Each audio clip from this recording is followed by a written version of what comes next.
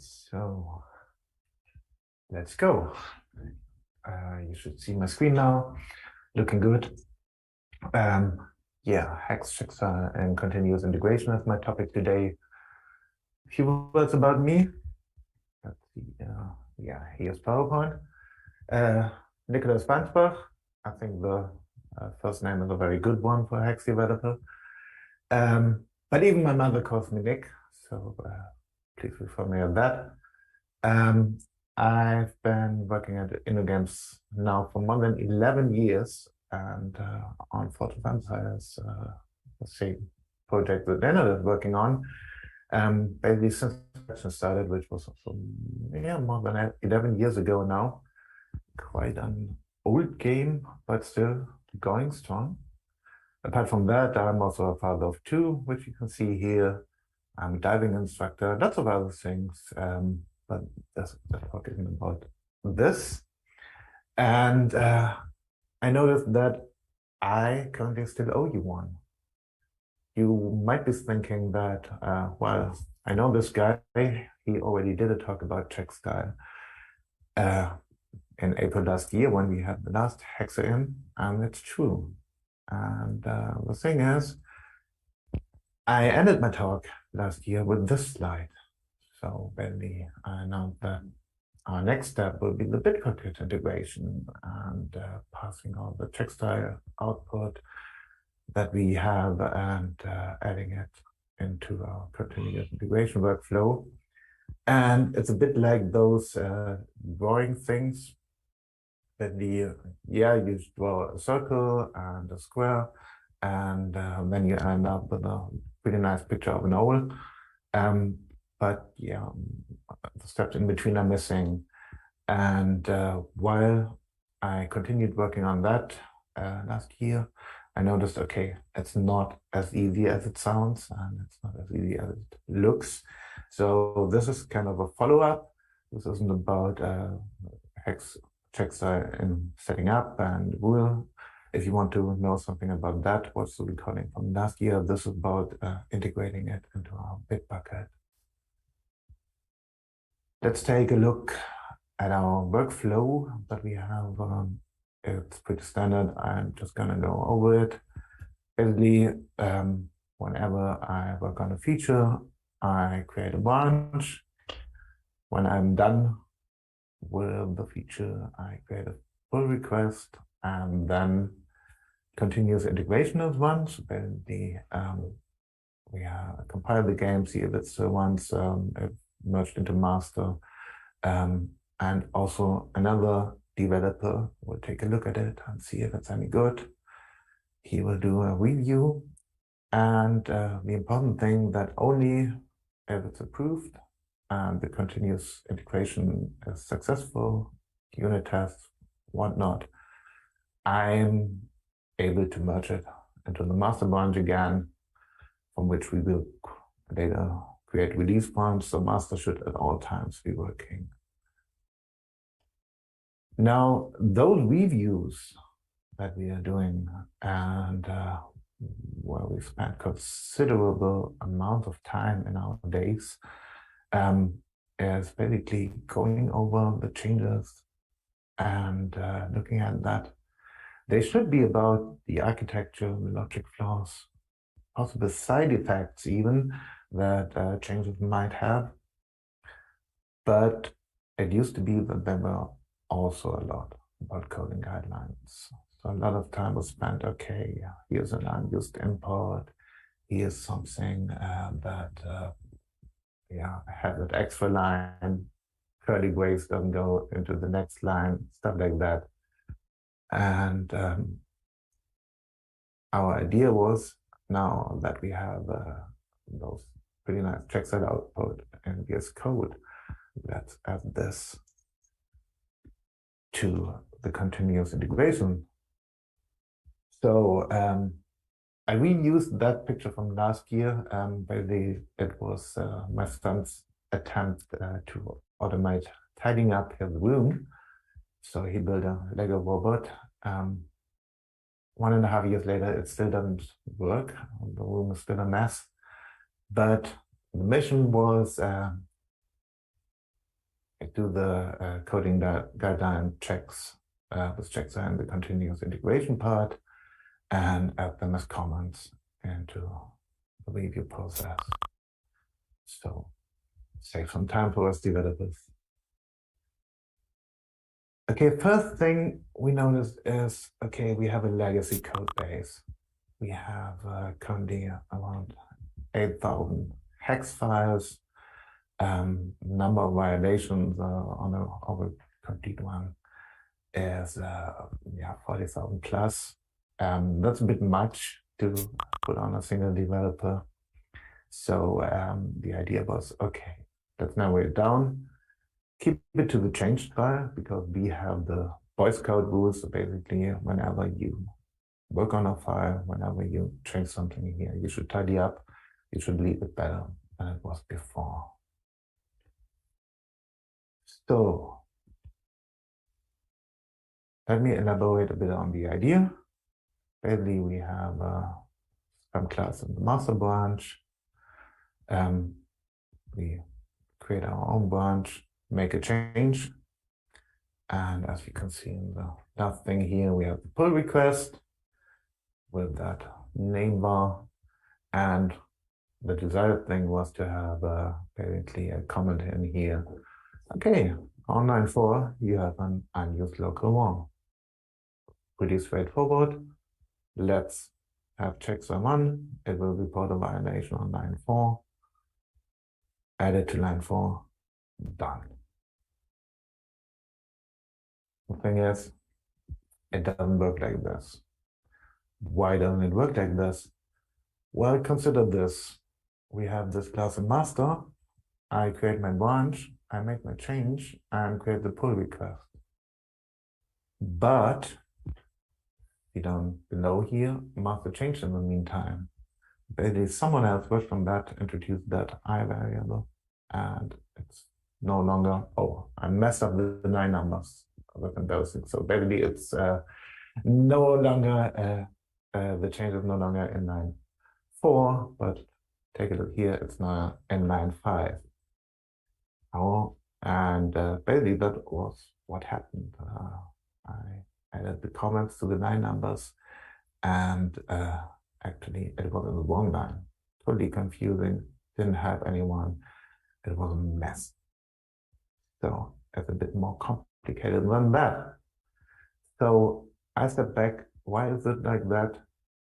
Well, a pull request is always a patch. Very simplified thing speaking. So a pull request contains contextual changes on the file. Basically, it provides some context, and it will provide where in that context a line is added, removed.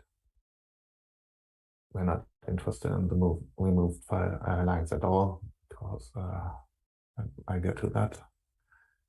So what we had to do was do it here with the work on the changed files and on the work on the pull request patches. So I will now show you some Groovy code. I'm sorry, it's not in Haxe, but Jenkins just works with Groovy.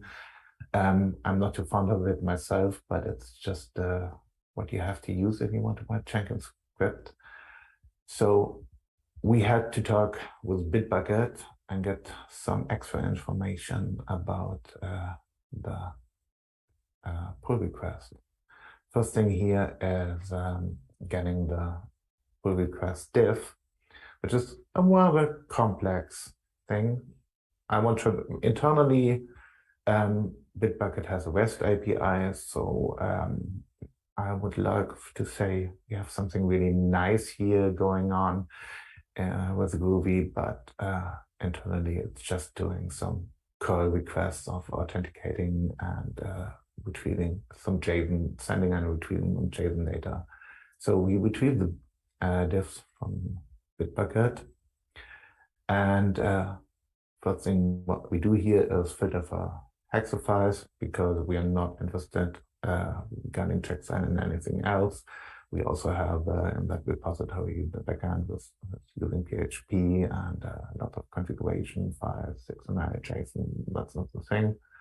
And then we run Checkstyle on this file. Internally, this is working in a Docker container, so it's pretty encapsulated. And next thing we check is if we have if that report actually exists, because yeah, it might be a backend only change, which doesn't contain any Haxe files.